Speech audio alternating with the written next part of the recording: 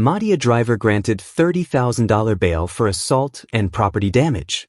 Qaeda News, a 46-year-old driver was granted $30,000 bail on Wednesday when he appeared at the Georgetown Magistrates Court to face charges of assault and damage to property. The defendant, Joel Deere of Lot 111 Miles, Mahdia, appeared before Acting Chief Magistrate Faith McGusty, who read the charges against him. It is alleged that on April 13, 2025, at Alexander Street, Kitty, Georgetown, Deere assaulted his ex-partner, Jeanette James, and also maliciously damaged her Samsung cellular phone, valued at $35,000, on the same day and location. Deere pleaded not guilty to both charges. He stated in court that he and James were friends and had been in a relationship for 9 months prior to the incident. The prosecution objected to bail, citing the close relationship between James and the defendant as they resided at the same address. They added that, according to her statement, the incident occurred at a hotel where Deere allegedly began to verbally abuse her. Magistrate McGusty released Deere on $10,000 bail for the assault charge and $20,000 for the damage to property charge. The matter has been adjourned until May 14, 2025. First man nabbed by speed clock fined $47,000. Qaeda News, Jaswini Calder, the driver caught by a speed clock traveling at 152 km per hour, was fined a total of $47,000 when he appeared at the Sparendam Magistrates Court on Wednesday. Calder, who was arrested on April 8, 2025, faced charges for exceeding the speed limit along Mon Repos Public Road, East Coast Demerara, ECD, while driving a motor car with registration number PJ 4671. He was also charged with having prohibited tinted glass and an obscured identification mark. Appearing before Magistrate Abigail Gibbs, Calder pleaded guilty to both charges. He was fined $40,000 for the obscured identification mark and $7,000 for the prohibition of tinted glass. AFC and APNU fail to form coalition for 2025 elections. The Alliance for Change, AFC, and a Partnership for National Unity, APNU, will not be contesting the 2025 general and regional elections together, as negotiations for a possible coalition have collapsed. Regrettably, despite the best efforts of our negotiation team, we have been unable to arrive at a mutually beneficial arrangement with APNU, stated AFC spokesperson David Patterson during a press conference on Thursday. Patterson emphasized that the AFC has communicated its decision to APNU and will proceed with its campaign independently, noting that time is of the essence. Despite the breakdown in coalition talks, Patterson expressed optimism about potential collaboration between the two opposition parties in the future. He mentioned that the door is always open for a coalition agreement should circumstances change before nomination day. The two political parties had initially agreed in January 2025 to explore the possibility of reviving their coalition, which was active from 2015 until 2020. However, their partnership dissolved following their loss in the 2020 elections. With the 2025 elections approaching, discussions were expected to conclude by the end of March, but no agreement was reached by that deadline. Biker killed in Mandela Avenue crash identified as Venezuelan national. Qaeda News, the motorcyclist killed in a crash with a truck on Wednesday along Mandela Avenue, Georgetown, has been identified as Keener Hernandez, a Venezuelan delivery rider. Hernandez, a migrant working in Guyana to support his mother and family in Venezuela, tragically lost his life while on duty. Initial reports indicate that he was speeding and attempted to ride between two trucks when he collided with one, resulting in a catastrophic accident. An acquaintance of Hernandez revealed that his motorcycle was split in two upon impact, and he did not survive. The police have yet to release an official statement regarding the fatal accident. Meanwhile, the news of his death has deeply affected the Venezuelan migrant community in Guyana, where Hernandez was well known and regarded as a great friend. He was also a member of a softball team formed to introduce the sport in a country dominated by cricket and football. The migrant community is currently working to raise funds to transport his remains back to Venezuela, where his grieving mother awaits to give him a Christian funeral. Jagdeo comments on failed coalition talks between APNU and AFC. Newsroom, General Secretary Dr. Bharat Jagdeo expressed his belief that the coalition talks between the APNU and AFC were destined to fail, citing the party's focus on securing personal benefits rather than collaborating for Guyana's development. They see government as an opportunity to share spoils, and that is why it was bound to fail. They are all about, what do we get out of this?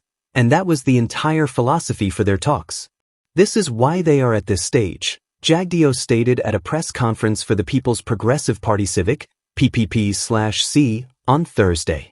Just an hour earlier, it was confirmed that the Alliance for Change, AFC, and a Partnership for National Unity, APNU, will not be contesting the 2025 general and regional elections together, as negotiations for a coalition have collapsed. This was confirmed by AFC spokesperson David Patterson, who noted that the party still believes there are other avenues for collaboration and that the door is always open for a coalition agreement should circumstances change before nomination day. In a subsequent statement, APNU expressed its willingness to re-engage AFC in coalition talks. The two parties formed a coalition a decade ago and successfully contested the 2015 general and regional elections. They also joined forces for the 2020 elections but were ultimately defeated by the PPP/C. Following the 2020 elections, the AFC did not renew the coalition pact, although APNU and AFC parliamentarians continue to work together in the National Assembly as the majority opposition. Jagdeo asserted that the populace will rally behind the PPP in the upcoming 2025 elections, emphasizing that the party is unafraid of any challengers due to its confidence in having delivered on its promises to the Guyanese people. Businessman Brian Tiwari reaffirms support for PPP government. Newsroom. Businessman Brian Tiwari has declared his renewed support for the People's Progressive Party, PPP, and its leaders, President Dr. Irfan Ali and Vice President Dr. Bharat Jagdeo. Tiwari, principal of the construction firm BK International, made his remarks to reporters on Thursday while securing a fleet of new equipment from ISG, a subsidiary of McCorp. He highlighted his company's investments in Guyana and praised the ongoing infrastructure transformation across the country, noting that the current level of development is something he could have never imagined. I'm saying that I would like to work with the president. So I am on board again with the government, with the PPP. I never left, Tiwari stated. BK International has been involved in several major projects throughout Guyana. However, the company is currently facing a multi-million-dollar lawsuit filed by the state for breach of contract related to the construction of the Yarrowcaber Secondary School on the Soesdijk/Linden Highway. Both BK International and its insurance company, North American Fire and General Insurance Company, NAFICO, are implicated in the lawsuit. While Tiwari did not address the lawsuit during his comments, he encouraged other prominent business figures to support the government, specifically urging the Mohammed family to re-establish their support for the PPP/C. PNCR remains committed to future coalition talks. By news source Guyana, following the Alliance for Change's, AFC, announcement that coalition talks with the APNU have ended without agreement, the People's National Congress Reform, PNCR, the largest party in the APNU, stated that it remains committed to future coalition discussions. In a brief statement, the PNCR expressed its dedication to collaborating with all interested parties to establish a coalition government that will advance Guyana's interests. AFC Chairman David Patterson addressed reporters, confirming that the alliance will contest the upcoming elections as an independent party due to the inability to reach a mutually beneficial arrangement. However, he maintained that the door remains open for further dialogue. The PNCR acknowledged the AFC's decision and indicated that it has been formally notified of the AFC's position. The party reiterated its willingness to engage in talks should the AFC wish to re-enter discussions regarding a coalition or any joint initiatives. The AFC's list of demands included the position of presidential candidate and a 60-40 division of governmental positions, with the AFC receiving 40%. In response, the PNCR indicated that, as the largest party in the coalition, it would need to retain the presidential candidate spot. Additionally, the PNCR proposed a 70-30 split of positions in government. GRA seizes suspected imitation currencies at Chetty Jugan International Airport. The Guyana Revenue Authority, GRA, has announced the seizure of suspected imitation U.S. currency at the Chedi-Jugan International Airport, CJIA, Timeri. Customs officers discovered a package containing 500 pieces of $100 bills, which raised suspicions due to their imitation status. The package was intended for export and was reportedly accompanied by additional markings that led to further scrutiny. GRA officials, in collaboration with law enforcement officers, are actively investigating the matter and attempting to locate the individuals involved. This incident highlights an alarming trend in the smuggling of illegal items, including counterfeit currencies, gold, and narcotics through ports in Guyana. The GRA has reiterated its commitment to combat such illegal activities and has warned individuals against engaging in these actions, emphasizing that they will face legal consequences. The Revenue Authority urges the public to report any illicit, unlawful, or smuggling activities to their hotline numbers 227-6060, 2613-201, 3205, 3206, 3211, 3212, or 3408. All information provided will be treated with strict confidentiality. Youths remanded for murder of Cuban national. Guyana News. 2 young men have been remanded to prison for the murder of a Cuban national during a robbery that took place last Sunday. The defendants, 20-year-old Tyrese Blair and 21-year-old Omar Bacchus, appeared before Senior Magistrate Sunil Scarce at the Vigilance Magistrates Court. They were not required to plead to the indictable charge, which alleges that on April 13, at Melanie Market Road, East Coast Demerara, they murdered 54-year-old Jose Aurelio Ramirez in the course of a robbery. Blair and Bacchus have been remanded to prison, with their next court appearance scheduled for May 22. Police press release. Attempted departure of Nathan Alpheus Herman Prince denied. GPF. Nathan Alpheus Herman Prince, of Lot 1428 Plantation Covent Garden, EBD, attempted to leave Guyana on April 16, 2025, via the Chedi-Jugan International Airport, boarding LAT flight #LI 333 to Antigua. During the immigration processing, it was discovered that Mr. Prince is contractually bonded to the government of Guyana, as indicated by a memo from the Permanent Secretary of the Ministry of Public Service to the Deputy Chief Immigration Officer, dated October 29, 2022. As part of this contractual obligation, Mr. Prince is required to obtain permission from the Ministry of Public Service to travel outside of Guyana. This is a standard condition associated with such contractual agreements. Records show that Mr. Prince received written permission from the Ministry of Public Service on several occasions.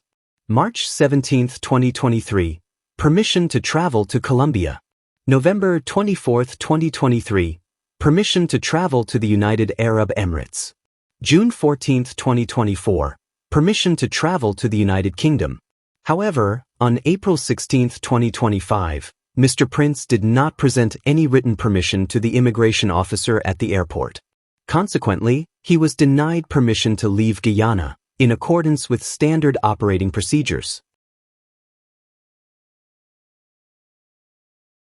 Carpenter charged with unlawful wounding granted bail. Darian Witter, a 40-year-old male Guyanese of African descent and a carpenter residing at Lot 11C Dr. Miller Street, Triumph, ECD, was arrested on March 3, 2025. He was charged with the offense of unlawful wounding, contrary to Section 50 of the Criminal Law, Offenses, Act, Chapter 801. The charge stems from an incident involving Marlon Otto, a 51-year-old male Guyanese of mixed ancestry and a construction worker living at Lot 80 Granville Park, Beterverwagding, ECD. This incident occurred on March 18, 2025, at Dr. Miller Street, Triumph, ECD. On Wednesday, April 16, 2025, Witter appeared before Her Worship Ms. Abigail Gibbs at the Sparendam Magistrates Court No. 2, where the charge was read to him. He pleaded not guilty. Witter was subsequently granted bail in the amount of $150,000, with the condition that he reports to the Beterverwagding police station on the first Friday of each month. His passport was lodged as part of the bail conditions. This matter has been adjourned to June 9, 2025. Marlon Otto charged with attempt to commit murder granted bail. Marlon Otto, a 51-year-old male Guyanese of mixed ancestry and a construction worker from Lot 80 Granville Park, Beterverwagding, ECD, was arrested on Monday, April 14, 2025. He faces charges for the offense of attempt to commit murder, contrary to Section 103(c) of the Criminal Law Offenses Act Chapter 801. This charge pertains to an incident involving Darian Witter, a 40-year-old male Guyanese of African descent and a carpenter residing at Lot 11C Dr. Miller Street, Triumph, ECD. The alleged offense occurred on March 18, 2025, at Dr. Miller Street, Triumph, ECD.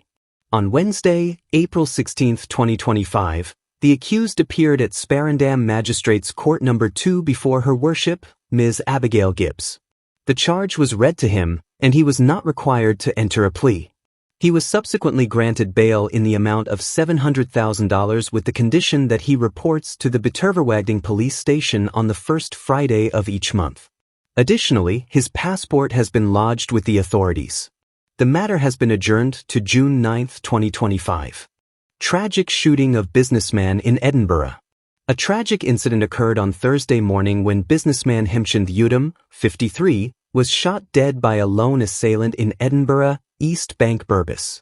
The victim was at his hardware store, located at Lot 116, Edinburgh, when the attack took place. According to Bastio Udom, Hemchand's brother, the incident happened around 10 a.m. as Hemchand was unloading plywood. A masked man, armed with a handgun, confronted him, demanding that he hand over his valuables. During a violent struggle, the assailant shot Hemchand in the abdomen. Following the shooting, the gunman ransacked Hemchand's home, fleeing the scene on a motorcycle with an undisclosed amount of cash and jewelry. Hemchand was rushed to the New Amsterdam Public Hospital but tragically succumbed to his injuries shortly thereafter. Fortunately, his family members were unharmed during the attack. The police have been contacted and are conducting an investigation into the crime scene. Bastio expressed his anguish, stating, "I hope we get justice from this. This is not fair. When you kill the bandits, they have empathy for them. But this is an innocent businessman who is hustling for a living." He added, "They robbed him, took what they needed and still killed him."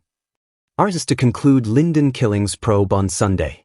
Kaider News, the Regional Security System, RSS, team currently in Guyana to investigate the recent police shootings of Linden residents Ronaldo Peters and Kian Fogene will conclude their probe by April 20th. Linden Mayor Sharma Solomon informed Kaider News on Wednesday that the RSS has received the terms of reference, TOR, for the investigation from Police Commissioner Clifton Hicken. The three representatives of the RSS, including 2 from Barbados and 1 from St. Lucia, emphasized that their presence should not imply any bias, Solomon stated.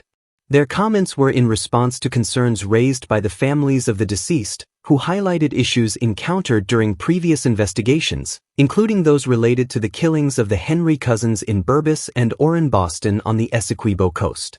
While the mayor confirmed that the RSS investigation is ongoing, he did not disclose specific details. The situation in Linden escalated last week after 21-year-old Ronaldo Peters was shot dead by a police sergeant. Residents labeled the incident a murder, despite the officer claiming his gun accidentally discharged. This assertion was contradicted by surveillance footage showing the officer pursuing Peters with a firearm. Following the initial shooting, the officer was seen dragging the injured Peters by his clothing.